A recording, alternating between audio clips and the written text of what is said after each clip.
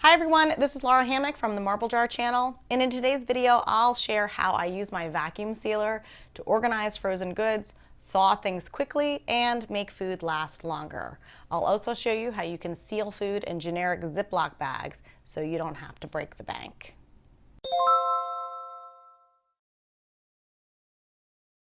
So I'm completely in love with my vacuum sealer. I put off getting one for a long time, mostly because I'm cheap and I didn't want to spend money on the expensive custom bags that you're supposed to use with a sealer.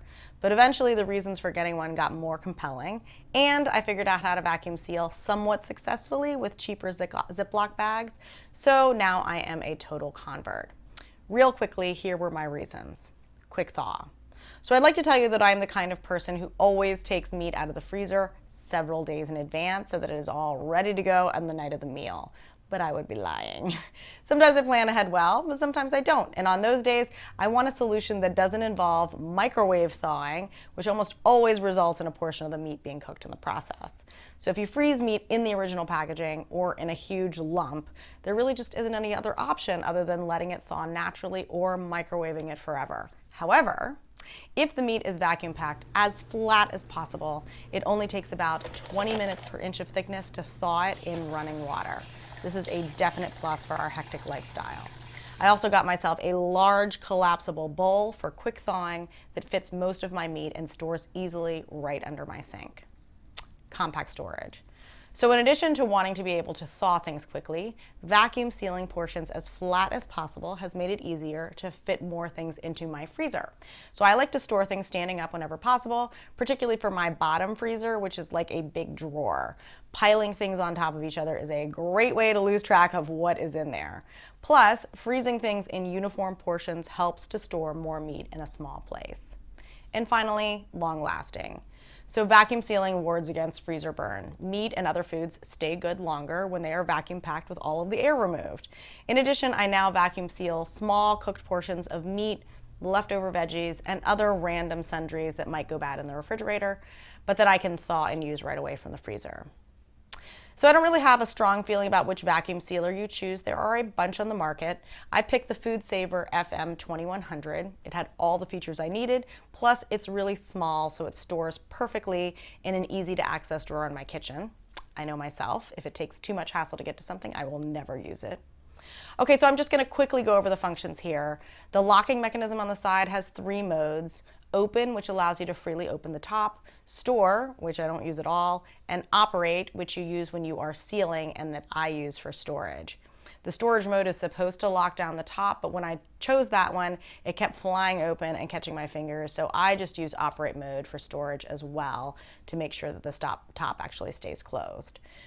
So since I have yet to actually use the accessory port, this machine for me really just has 2 functions, sealing alone and vacuum and sealing. So sealing alone is this red button.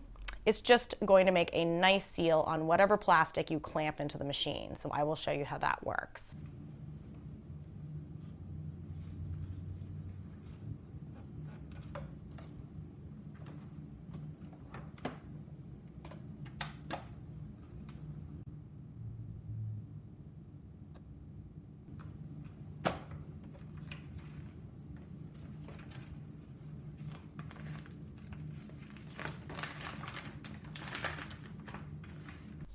So you can see that there was no vacuum sound. It just used heat to create this seal. There are 2 reasons to do this. One is that so you can create a bag.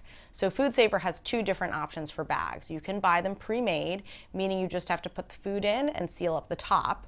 Or you can buy a roll, which means you put it into the machine, you cut the plastic to the right length using this cutter here, and then you seal the bottom only using the sealing function to create a bag to put the food in. So I prefer this to the ready-made bag since I feel like there is a little less waste since you can customize the size of the bag to the food that you're about to store in it. The other reason to use the sealing alone function is if you are sealing a bag of chips or something like that. So you don't want to suck all the air out of the bag since that would crush all the chips, but the chips stay good longer than if you were just using a chip clip. So here's me sealing a chip bag.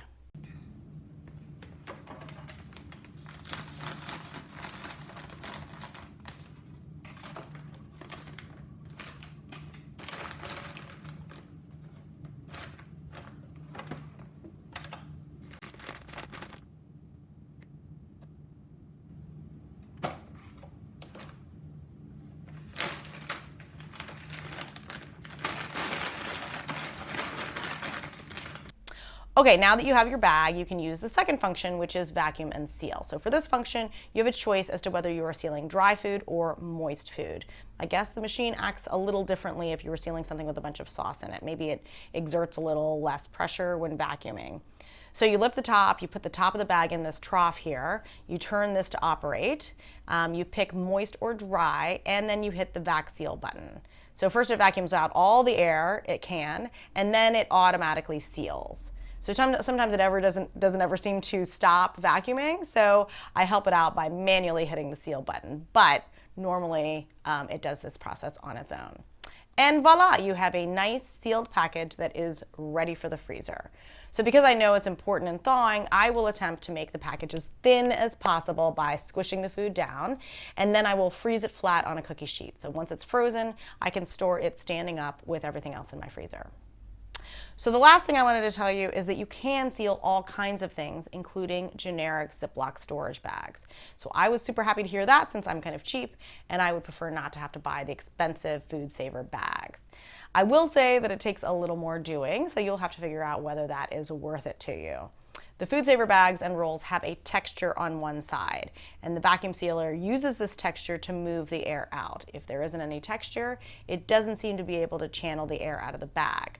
So you can attempt to create some texture for your standard Ziploc bag by cutting off the top zipper part, cutting off the ends to give you two strips, and then putting those strips inside the bag all the way down to where the food is and ensuring that they protrude a bit from the bag. So now when you go to vacuum seal the bag, it will have some texture and a channel to use for removing the air. So I will say that this is not a foolproof process. Sometimes I have to encourage the air to leave by helping it a bit with my hands. Sometimes I have to redo it, so I have to make sure that I have enough room at the top of the bag for a couple of tries. But it was exciting for me to know that I didn't have to buy the expensive bags. Another option, which is also a good one, is to order non-name brand bags from Amazon. The generic ones are about half the cost. Either way, it doesn't have to be a super expensive proposition. So I also have a video on using AnyList to keep track of what I have in my freezer so that I can be efficient about using the food in there before it goes to waste. Let me know what you think. Comments are always appreciated, and thanks for watching.